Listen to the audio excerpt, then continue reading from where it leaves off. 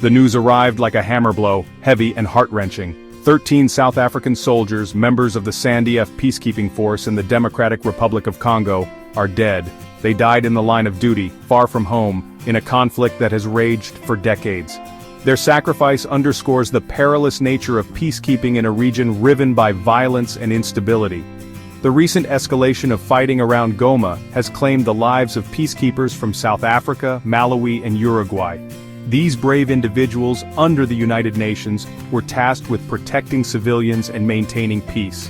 Their loss is a stark reminder of the human cost of conflict, paid by soldiers and innocent civilians.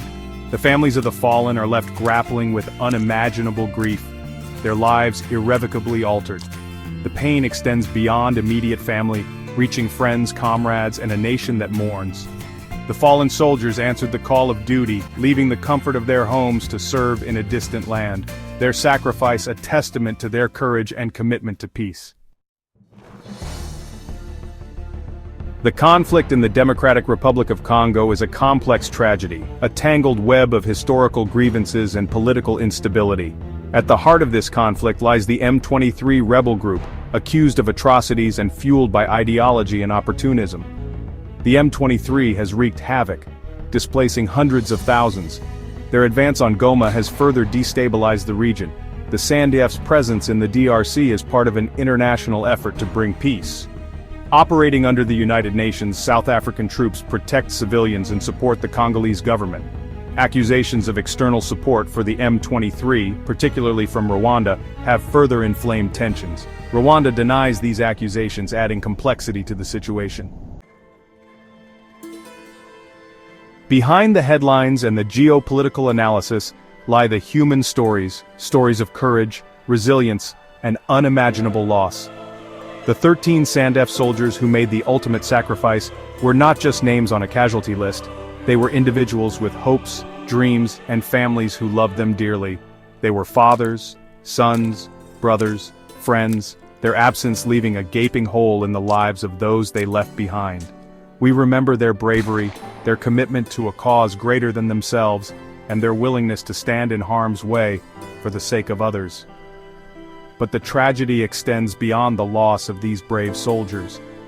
Hundreds of thousands of Congolese civilians have been displaced by the fighting, forced to flee their homes and seek refuge in overcrowded camps, their lives upended by a conflict not of their making. They are the forgotten victims of this war, their stories often untold, their suffering unseen by the outside world.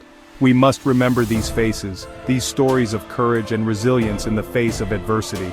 We must amplify their voices, for they too deserve justice and a chance to rebuild their lives. Section 4. The struggle for peace diplomacy and the hope for resolution. Amidst the tragedy and despair, glimmers of hope emerge on the diplomatic front. Regional leaders, recognizing the urgent need for a peaceful resolution, have initiated talks aimed at de-escalating the conflict and finding a lasting solution.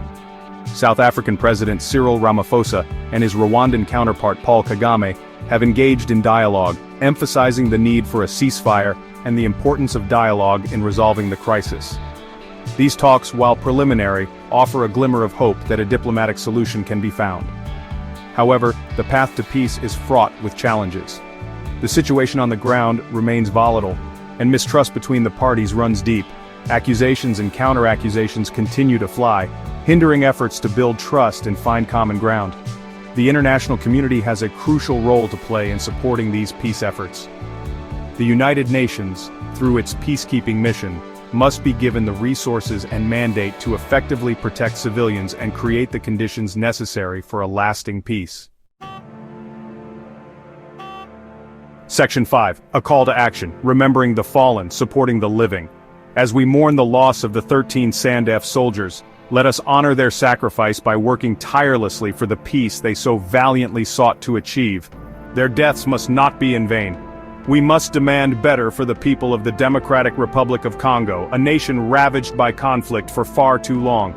We must remember the faces of those affected by this conflict, both the soldiers who paid the ultimate price and the civilians whose lives have been torn apart. We must amplify their voices, share their stories, and ensure they are not forgotten. We must urge our leaders to prioritize diplomacy and peaceful solutions. We must hold accountable those who fuel the conflict and profit from the suffering of others. And we must support organizations working tirelessly to provide humanitarian aid and support to those displaced by the fighting. The road to peace in the DRC is long and arduous, but we must never give up hope. Let us honor the fallen by continuing their mission, by working tirelessly for a future where peace prevails, and all people can live in safety and dignity.